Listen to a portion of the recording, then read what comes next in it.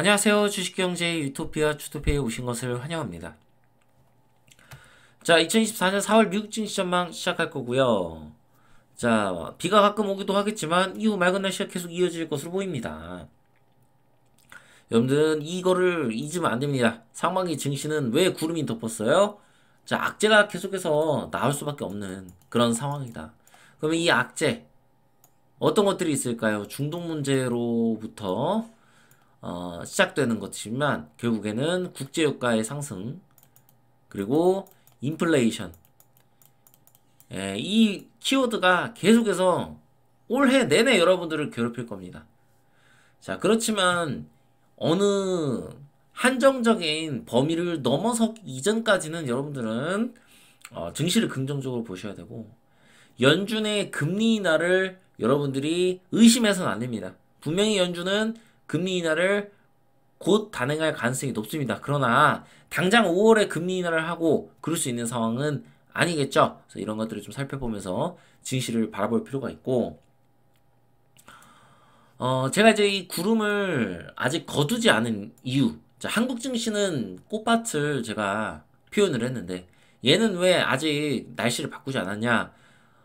미증시보다 오히려 한국 증시가 당분간은 제가 봤을 때는 더 강하거나 아니면 비슷한 흐름이 될 거라고 판단하고 있기 때문에, 그래도 시장의 악재는 계속해서 나올 가능성이 있기 때문에 긍정적으로 바라보되 이러한 상황이다라는 것을 여러분들한테 계속해서 설명드리고 싶었습니다. 그래서 바꾸지 않을 겁니다. 요거 당분간.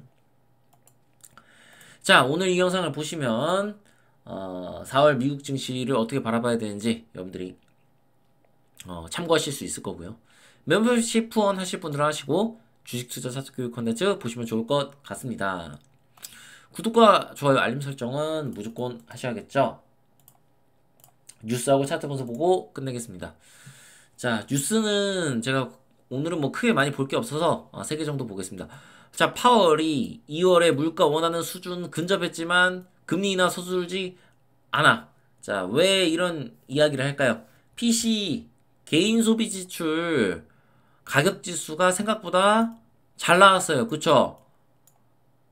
이게 만약에 올라가고 있었다면 굉장히 시장에서 부정적으로 판단했을 거고, 파월의 이야기도 달라질 수 있었겠지만 아마 파월이 예상한 거는 결국 고금리를 유지하면서 개인 소비 지출은 감소할 것이다. 아무리 물가가 올라도 이렇게 예상을 한 것 같습니다. 그래서 결국 연준은 금리 인하를 할 겁니다. 근데 서둘지 않아. 이런 이야기를 하는 이유는 지금 국제유가의 이 상승세 때문입니다. 결국 이거예요. 키워드는 국제유가예요.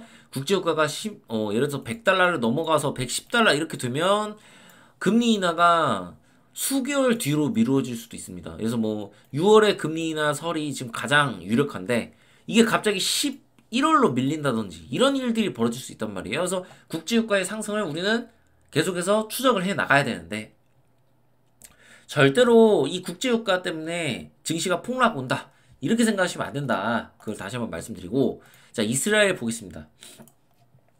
가자 지구의 평화 유지군 창설 추진한다. 가자 지구에 결국에는 군을 주둔시킬 거라는 얘기입니다. 만약에 이 전쟁이 끝나면 거기다가 시리아, 레바논을 공습했습니다. 확전 우려가 높아져. 자, 이 확전에 대한 기사가 앞으로 나올 겁니다. 이게 당연히 국제유가에 영향을 미칠 거고 증시에도 영향을 미칠 것입니다. 그렇지만 증시의 하락은 분명히 제한적일 것이다 라고 우리가 생각을 하셔야 됩니다. 중동은요, 지금 확전을 설사 이제 확전이 되더라도요, 중동이 장기간 좀 정쟁을 할 수 있는 그런 상황이 아니에요. 중동 경제가 생각보다 여러분 굉장히 좋지 않습니다. 그래서 제가 이거에 대한 영상도 하나 만들까 고민 중인데요. 결국에 중동 문제가 제한적으로 끝날 가능성이 높기 때문에 이것을 현재 기준에서는 대형 악재로 보면 안 된다. 뭔가 시그널이 나왔을 때 큰 사건이 추가적으로 발생하지 않는 이상 요거는 제한적일 것이다 생각하고 시장을 접근하셔야 되고요. 자, 변수가 하나 있다면 이 우크라의 발언입니다. 젤렌스키가 미국 무기 지원 없으면 러시아 에너지 시설 타격할 것이다. 이거는 사실 약간 미국을 협박하는 것 같은데요. 에너지 시설을 타격하면 어떻게 될까요? 당연히 국제유가의 가격은 폭등을 할 수밖에 없습니다. 이렇게 되어버리면 폭등해요. 만약에 진짜 실제로 이런 일을 저지르면 국제유가가 100달러 갈 수도 있습니다. 중동 문제와 더불어서 이게 같이 이렇게 터진다면 말이죠. 하지만 미국이 무기 지원을 하지 않았다고 해서 갑자기 러시아 시설을 함부로 젤렌스키가 타격을 하진 않을 겁니다. 이럴 경우에는 국제사회의 어떤 시선도 좋지 않을 수 있기 때문에 이런 것들을 좀 생각을 하겠죠.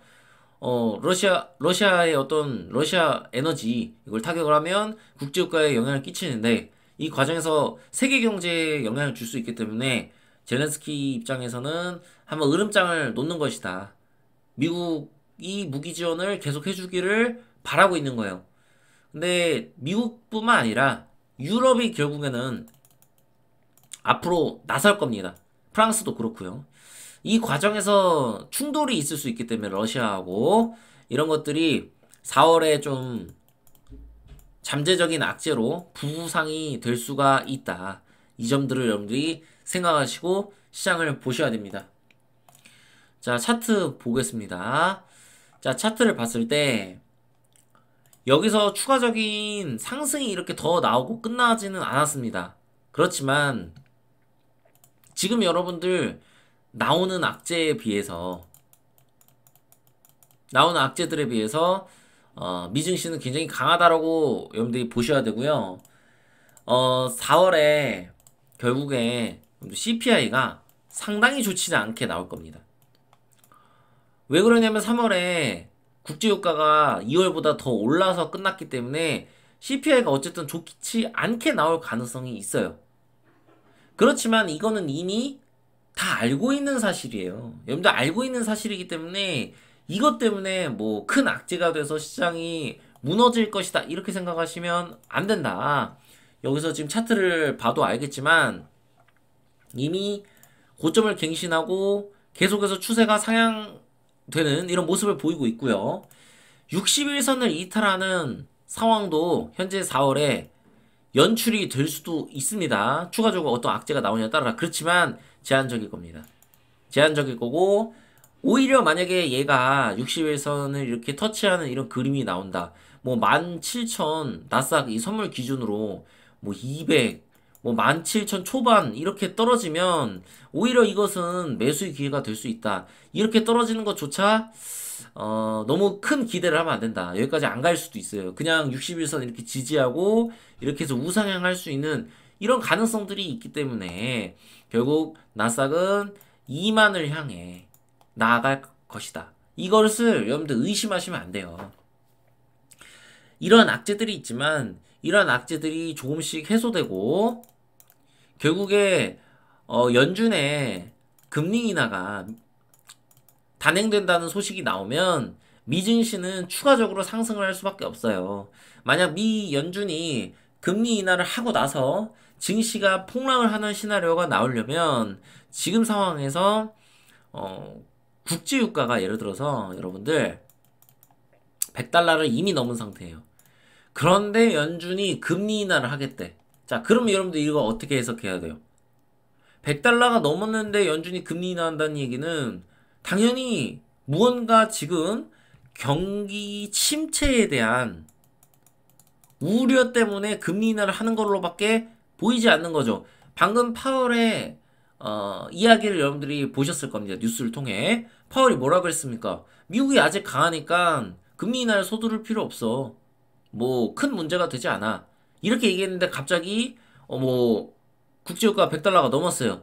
그런데 미국의 소비가 뭐 위축된다든지 이런 일들이 벌어지면서 경기 침체가 만약에 발생할 우려가 생겨서 그것 때문에 금리 인하를 한다면 시장은 큰 폭락을 할 수가 있습니다. 그래서 이런 가능성 정도 이런 것들을 우려하면서 시장을 살펴봐야 되고 올해 대선이 있는 만큼 미국 시장이 결국에는 이 대선 주자들 트럼프와 바이든의 공약들로 더 추가적으로 상승할 수 있는 여력들이 충분히 있다. 결국 돈을 풀 것이다. 금리 인하를 단행하면서 그런 정책들을 필 것이다. 라는 것을 생각하고 큰 그림을 그리고 시장을 보셔야 됩니다. 지금 당장 이런 악재에 두려워할 그럴 시장은 지금 현재 아니다라는 걸 분명하게 다시 한번 말씀드리겠습니다. 그래서 인버스를 혹시라도 물려 계신 여러분들은 분명히 제가 봤을 때는 4월 안에는 정리를 하는 것이 저는 좋다라고 개인적으로 판단을 하고 있습니다. 그래서 추가적인 상승이 나올 경우에 이 상승 탄력을 받아서 추가적인 상승이 꽤 나올 수 있기 때문에 이런 것들을 생각하시고 4월을 바라보시면 좋을 것 같고 4월 초는 약간 눌리면서 이렇게 제가 봤을 때 진행되지 않을까 지금 현재 기준은 그렇게 생각하고 있습니다. 악재들이 계속해서 나올 거니까요. 그래서 여기까지 설명하고 오늘 좀 끝내도록 하겠습니다. 구독과 좋아요 알림 설정 부탁드리고요. 주식경제 유토피아 주토피아였습니다. 감사합니다.